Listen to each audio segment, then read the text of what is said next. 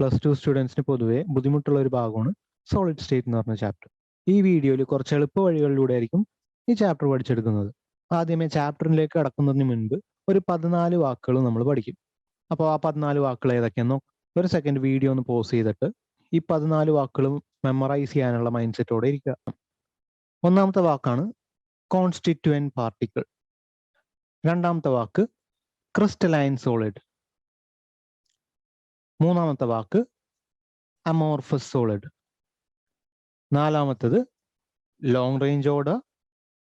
അഞ്ചാമത്തെ വാക്ക് short range order. ആറാമത്തെ വാക്ക് അനൈസോട്രോപിക് സബ്സ്റ്റൻസ്. ഏഴാമത്തത് ഐസോട്രോപിക് സബ്സ്റ്റൻസ്. 7 വാക്കുകൾ പഠിച്ചു. Constituent particle, crystalline solid, amorphous solid, long range order, short range order, anisotropic substance, isotropic substance. ഇത്രയും വാക്കുകൾ ഒറ്റയ്ക്ക് മനസ്സിൽ പറയാൻ ശ്രമിക്കുക. 8, 9, 10, 11 ഈ വാക്കുകളെല്ലാം എൻഡ് ചെയ്യുന്നത് സോളിഡ് കൊണ്ടാണ്. അപ്പൊ നോക്കുക, first one molecular, ionic, metallic, covalent. എട്ടാമത്തത് മോളിക്കുലർ സോളിഡ്, ഒമ്പതാമത്തത് അയണിക് സോളിഡ്, പത്താമത്തത് മെറ്റാലിക് സോളിഡ്, 11 കോവാലന്റ് സോളിഡ്. അടുത്ത 3 വാക്കുകളാണ് non polar molecule, polar molecule, hydrogen bonded molecule. 3 type of molecules: non polar molecule, polar molecule, hydrogen bonded molecule. ഒന്നുകൂടെ ഓരോന്നും നോക്കാം. Constituent particle, crystalline solid, amorphous solid, long range order, short range order, anisotropic substance, isotropic substance. 7 വാക്കുകൾ കഴിഞ്ഞു. ഇനി അടുത്ത 4 വാക്കുകൾ different solids ആണ്. Molecular solid, ionic solid, metallic solid, covalent solid. ഇനി 3 വാക്കുകൾ മോളിക്യൂൾസ് ആണ്. Non polar molecule, polar molecule, hydrogen bonded molecule. എല്ലാം മെമ്മറൈസ് ചെയ്തെന്ന് കരുതുന്നു. അപ്പോൾ ഒന്ന് റീകോൾ ചെയ്ത് നോക്കാം. ഒന്നാമത്തത് കോൺസ്റ്റിറ്റ്യുവന്റ് പാർട്ടിക്കിൾ, രണ്ടാമത്തത് ക്രിസ്റ്റലൈൻ സോളിഡ്, മൂന്നാമത്തത് അമോർഫസ് സോളിഡ്, നാലാമത്തത് long range order, short range order, anisotropic substance, isotropic substance. 7 വാക്കുകളായി. ഇനി അടുത്ത 7 വാക്കുകൾ molecular solid, ionic solid, metallic solid and covalent solid.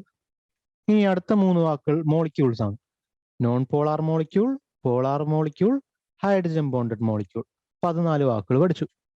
ഇനി അത് ഓരോന്നും എന്താണെന്ന് നോക്കാം. Constituent particle. ഇതൊരു സോളിഡ് ആണെങ്കിൽ അത് എന്തുകൊണ്ടാണോ ഉണ്ടാക്കിയേക്കുന്നത് അതിനെ പറയുന്നതാണ് constituent particle. The constituent particle may be atoms, ions or molecules. ഈ സോളിഡ്സിന് പലതായി ക്ലാസിഫൈ ചെയ്യുന്നുണ്ട്. അതിന്റെ അകത്തുള്ള പാർട്ടിക്കിൾസ് അതെങ്ങനെയാണോ അറേഞ്ച് ചെയ്തേക്കുന്നത് അതിനെ ബേസ് ചെയ്ത് രണ്ടായിട്ട് ബ്രോഡ്ലി ഡിവൈഡ് ചെയ്യുന്നുണ്ട്. ഒന്നാമത്തെയാണ് ക്രിസ്റ്റലൈൻ സോളിഡ്, രണ്ടാമത്തത് അമോർഫസ് സോളിഡ്. ഈ ക്ലാസിഫിക്കേഷന്റെ ബേസിസ് നമ്മൾ പറഞ്ഞു, അറേഞ്ച് ചെയ്തേക്കുന്ന ഓർഡറിനെ ബേസ് ചെയ്ത്. അപ്പോൾ ഏതൊക്കെ തരം ഓർഡർ ഉണ്ടെന്നൊന്ന് നോക്കാം. സോളിഡ്സിനകത്തുള്ള ഓർഡർ 2 തരത്തിലുണ്ട്. അത് മനസ്സിലാക്കാൻ വേണ്ടി ഞാൻ 2 ഡയഗ്രാം ഇവിടെ വരച്ചിട്ടുണ്ട്. ഒന്ന് റെഡിലുള്ള പാർട്ടിക്കിൾസ് എല്ലാം നോക്കുക. ഇതെല്ലാം ഒരു ഓർഡറിലാണ് ഇവിടെ അറേഞ്ച് ചെയ്തേക്കുന്നത്. ഒത്തിരി ദൂരെ പോയാലും ഇവിടെ ഒരു ഓർഡർ മെയിൻറ്റെയിൻ ആവുന്നുണ്ട്. ഇനി രണ്ടാമത്തെ കേസ് നോക്കുക, ഗ്രീൻ കളേർഡ് ആയിട്ടുള്ള പാർട്ടിക്കിൾസ്. ആദ്യമേ ഒരു ഓർഡറിലാണ് ഇവിടെ പോകുന്നത്. ദെൻ ദൂരേക്ക് പോയപ്പോൾ ഇതിന്റെ ഓർഡർ മാറി. അതുകൊണ്ട് തന്നെ ഫസ്റ്റ് വണ്ണിനെ ലോങ് റേഞ്ച് ഓർഡർ എന്നും സെക്കൻഡ് വണ്ണിനെ ഷോർട്ട് റേഞ്ച് ഓർഡർ എന്നും പറയാം. ഫസ്റ്റ് വണ്ണിൽ ഒത്തിരി ദൂരേക്ക് പോയാലും ആ ഓർഡർ മെയിൻറ്റെയിൻ ചെയ്യപ്പെടുന്നുണ്ട്. അതുകൊണ്ട് തന്നെ ഇത് long range order. Second one നോക്കുക, ഇവിടെ വരെയും ഇത് ഒരു ഓർഡർ ഉണ്ട്. ദെൻ ദൂരേക്ക് പോകുമ്പോൾ അതിന്റെ ഓർഡർ നഷ്ടപ്പെട്ടു പോകുന്നു. അതുകൊണ്ട് തന്നെ രണ്ടാമത്തത് ഷോർട്ട് റേഞ്ച് ഓർഡർ ആണ്. ഐസോട്രോപ്പി, അനൈസോട്രോപ്പി മനസ്സിലാക്കാനായിട്ട് ഞാനിവിടെ ഒരു ഡയഗ്രാം വരച്ചിട്ടുണ്ട്. Blue and green colour use ചെയ്ത് ഒരു സോളിഡിനകത്തുള്ള പാർട്ടിക്കിൾസ് ഞാൻ വരച്ചിട്ടുണ്ട്. ഈ സോളിഡിനകത്തുള്ള അറേഞ്ച്മെന്റ് നോക്കുക. ഇനി ഈ സോളിഡിന്റെ ഫിസിക്കൽ പ്രോപ്പർട്ടീസ് പല ഡയറക്ഷനിലായിട്ട് മെഷർ ചെയ്യാം. ഫസ്റ്റ് തന്നെ ഈ ഒരു ഡയറക്ഷനിൽ മെഷർ ചെയ്യാം. ഈ ഡയറക്ഷനിൽ മെഷർ ചെയ്യുമ്പോൾ നമുക്ക് കാണാൻ സാധിക്കുന്നത് ബ്ലൂ കളേർഡ് ആയിട്ടുള്ള പാർട്ടിക്കിൾസ് മാത്രമാണ് ആ ഫിസിക്കൽ പ്രോപ്പർട്ടീസിലേക്ക് കോൺട്രിബ്യൂട്ട് ചെയ്യുന്നത്.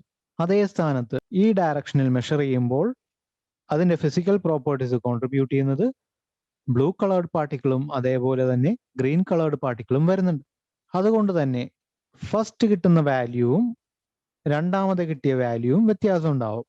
ഇതിനെയാണ് അനൈസോട്രോപ്പി എന്ന് പറയുന്നത്. When the physical properties of A solid R measured in different direction, they are different. ഇതിനെ പറയുന്നതാണ് അനൈസോട്രോപ്പി. സോ ഇതിന്റെ എക്സാക്ട് ഓപ്പോസിറ്റ് ആയിരിക്കും ഐസോട്രോപ്പി. ഐസോട്രോപ്പി എന്ന് പറഞ്ഞാൽ ഏത് ഡയറക്ഷനിൽ മെഷർ ചെയ്താലും ഫിസിക്കൽ പ്രോപ്പർട്ടീസ് സെയിം ആയിരിക്കും. ഈ വരച്ചേക്കുന്നത് ക്രിസ്റ്റലൈൻ സോളിഡിന്റെ സ്ട്രക്ചർ ആണ്. ക്രിസ്റ്റലൈൻ സോളിഡ്സ് ആണ് അനൈസോട്രോപ്പിക് ആയിട്ട് ബിഹേവ് ചെയ്യുന്നത്. But in the case of amorphous solid they are isotropic. ഏത് ഡയറക്ഷനിൽ അവരുടെ ഫിസിക്കൽ പ്രോപ്പർട്ടീസ് മെഷർ ചെയ്താലും ഒരേ വാല്യൂ തന്നെയായിരിക്കും കിട്ടുന്നത് അമോർഫസിന്റെ. വളരെ സിമ്പിളായി അനൈസോട്രോപ്പി ഡിഫൈൻ ചെയ്യാം. When physical properties are measured in different direction we get different value. അതാണ് അനൈസോട്രോപ്പി. ഇതിന്റെ എക്സാക്ട് ഓപ്പോസിറ്റ് ആണ് ഐസോട്രോപ്പി. അപ്പോൾ ഐസോട്രോപ്പി ഒന്ന് പറഞ്ഞു നോക്കാം. When physical properties of solid R measured in different direction we get the same value. Anisotropy കാണിക്കുന്ന solids ആണ് crystalline solid. Isotropy കാണിക്കുന്ന സോളിഡ് ആണ് അമോർഫസ് സോളിഡ്. ഈ ഡെഫിനിഷൻ ഒന്നുകൂടെ വായിക്കാം.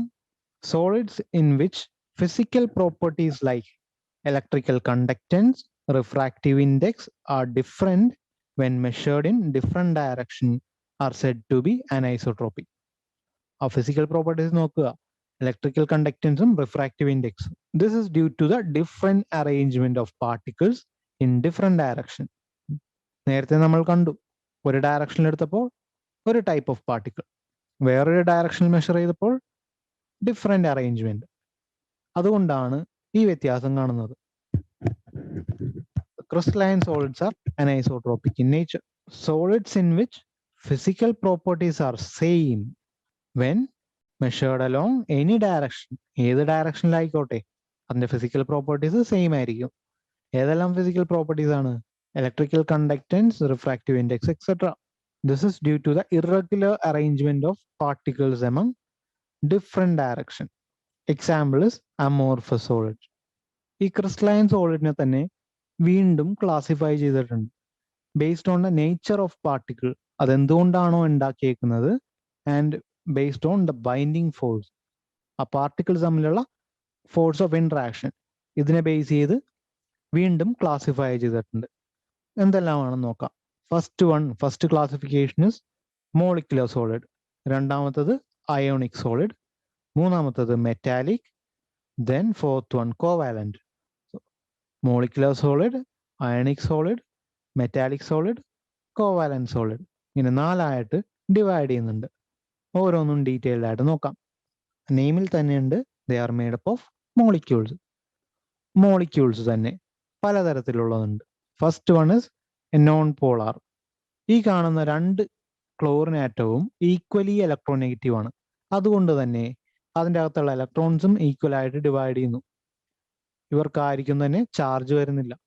അതുകൊണ്ട് തന്നെ ഈ ഒരു മോളിക്യൂളിനെ എനിക്ക് നോൺ പോളാർ മോളിക്യൂൾ എന്ന് പറയാം. ഇനി വേറൊരു മോളിക്യൂൾ നോക്കുക, ഹൈഡ്രജൻ ക്ലോറൈഡ്, HCl എടുക്കുക. ഇതിൽ നോക്കിയാൽ ഹൈഡ്രജൻ ഇലക്ട്രോപോസിറ്റീവും ക്ലോറിൻ വളരെ ഇലക്ട്രോനെഗറ്റീവ് ആയിട്ടാണ്. അതുകൊണ്ട് തന്നെ ഇലക്ട്രോൺസ് മുഴുവൻ ക്ലോറിന്റെ ഭാഗത്തേക്ക് പോകും. അതുമൂലം അതിനൊരു നെഗറ്റീവ് ചാർജ് വരും, ഹൈഡ്രജൻ ഒരു പോസിറ്റീവ് ചാർജ് വരും. ഇതാണ് ഒരു പോളാർ മോളിക്യൂൾ. അടുത്ത ടൈപ്പ് ഓഫ് മോളിക്യൂളിന്റെ ഒരു എക്സാമ്പിൾ ആണ് ഇവിടെ തന്നിരിക്കുന്നത്, വാട്ടർ മോളിക്യൂൾ. വാട്ടർ മോളിക്യൂളിൽ ഓക്സിജൻ ഇലക്ട്രോനെഗറ്റീവ് ആയതുകൊണ്ട് ഹൈഡ്രജന്റെ ഇലക്ട്രോൺസിനെ പുൾ ചെയ്യും. അതുകൊണ്ട് ഒരു ഡെൽറ്റ നെഗറ്റീവ് ചാർജ് വരും. ഹൈഡ്രജന്റെ മേലെ ഒരു പോസിറ്റീവ് ചാർജ് വരും. ഒരു മോളിക്യൂളിലെ ഹൈഡ്രജനും മറ്റൊരു മോളിക്യൂളിലെ ഓക്സിജനും തമ്മിലുള്ള ബോണ്ടിങ്ങിനെയാണ് ഹൈഡ്രജൻ ബോണ്ടിങ് എന്ന് പറയുന്നത്. സോ ഈ മോളിക്യൂളിനെ നമുക്ക് ഹൈഡ്രജൻ ബോണ്ടഡ് മോളിക്യൂൾസ് എന്ന് പറയാം. Non-polar molecular solids. Their constituent particles are either atoms or non-polar molecules, and the force of attraction is London dispersion force. So ഇവിടെ കണ്ടു, they are made up of atoms or molecules, non-polar molecules. Then force of attraction is London or dispersion force. ഈ സോളിഡ്സിൽ കാണുന്ന ഒരു കുറച്ച് പ്രത്യേകതകളാണ് soft and non conductors of electricity. Then they are having low melting point. Usually they are liquid or gas at room temperature and pressure. ഈ സോളിഡ്സിന്റെ examples ആണ് non polar ആയിട്ടുള്ള മോളിക്യൂൾസും ആറ്റംസും. Example argon, helium, hydrogen molecule, chlorine molecule, iodine molecule, ഇവയെല്ലാം non polar ആണ്. Next one is polar molecular solid. Here the constituent particles are polar. അതുണ്ടാക്കിയിരിക്കുന്ന particles അത് പോളാർ ആണ്. എക്സാമ്പിൾ കണ്ടായിരുന്നു, HCl, ഇവിടെ പോസിറ്റീവ്, ഇവിടെ നെഗറ്റീവ്. പോളാർ മോളിക്യൂൾ കൊണ്ടാണ് ഉണ്ടാക്കിയേക്കുന്നത്. അതുകൊണ്ട് ഇതിനെ പോളാർ മോളിക്കുലർ സോളിഡ്സ് എന്ന് പറയാം. And the force of attraction നോക്കുക, dipole dipole interaction. Examples R hydrogen chloride, carbon dioxide, sulphur dioxide. ഈ സോളിഡ്സിന്റെ കുറച്ച് പ്രത്യേകതകളാണ്. They are soft and non conductors. നേരത്തെ കണ്ട പോലെ തന്നെ soft and non conductors of electricity. Their melting points are higher than that of non-polar. Non-polarൽ low melting point ആയിരുന്നു, ഇവിടെ ഹൈ മെൽറ്റിംഗ് പോയിന്റ് ആണ്. അടുത്ത ടൈപ്പ് ഓഫ് സോളിഡ്സ് ആണ് ഹൈഡ്രജൻ ബോണ്ടഡ് മോളിക്കുലർ സോളിഡ്സ്. ഇവ ഉണ്ടാക്കിയിരിക്കുന്ന പാർട്ടിക്കിൾസിനകത്ത് ഹൈഡ്രജൻ, ഫ്ലൂറിൻ, ഓക്സിജൻ, നൈട്രജൻ ഇവയെല്ലാം കാണാൻ സാധിക്കും. ഒന്നല്ലെങ്കിൽ ഹൈഡ്രജനും ഫ്ലൂറിനും ആവാം, അല്ലെങ്കിൽ ഹൈഡ്രജനും ഓക്സിജനും ആവാം, അഥവാ ഹൈഡ്രജനും നൈട്രജനും ആവാം. ഇതിനകത്തുള്ള ബോണ്ടിങ് ഹൈഡ്രജൻ ബോണ്ടാണ്.